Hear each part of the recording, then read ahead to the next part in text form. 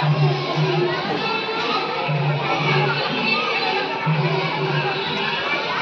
me act on the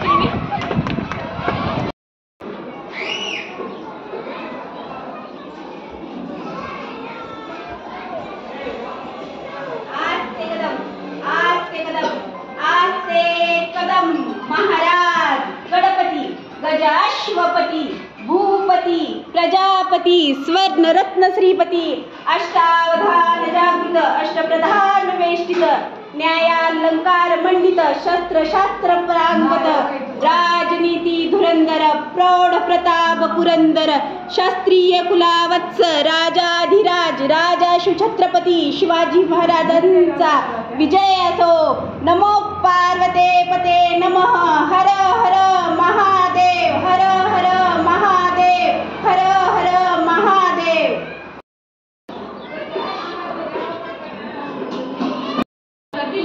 लहान बालक काय करतं, पटकन त्याच्या जवळ जातं आणि मग तो जो काही करायला लावतोय तो तसं करतो। आलं लक्षात?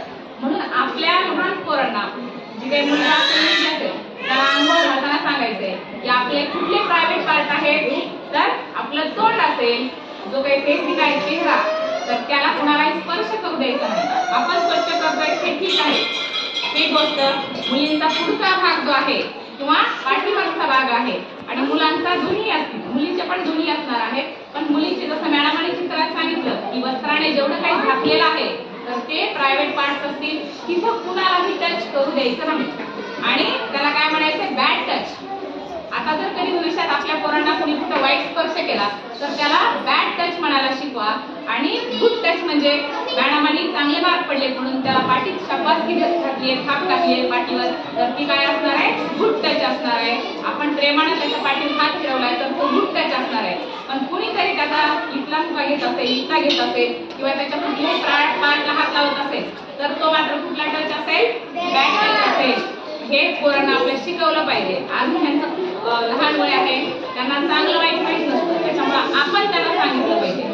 जायचं नाही, कुणी काही वस्तू दिली तर त्यांना पाठ करायला लावायचा, कारण ती मुलं लांबणं वस्ती करणं येतात तर कुणीतरी चला तुला घरी सोडतं बाळा, म्हणून त्या ठिकाणी मला माहिती आहे तुझ्या वडिलांनी मला निरोप दिला आहे असं सांगून सुद्धा घेऊन जाऊ शकतात। आपल्या पोरांना सांगायचं की मी इथपर्यंत येतं, कुठं जायचं नाही किंवा मॅडम सोबत असतील तर तिथंच थांबून राहायचं, पण कुणाच्याही सोबत अनोळखी महिला असेल पुरुष असेल त्यांच्यासोबत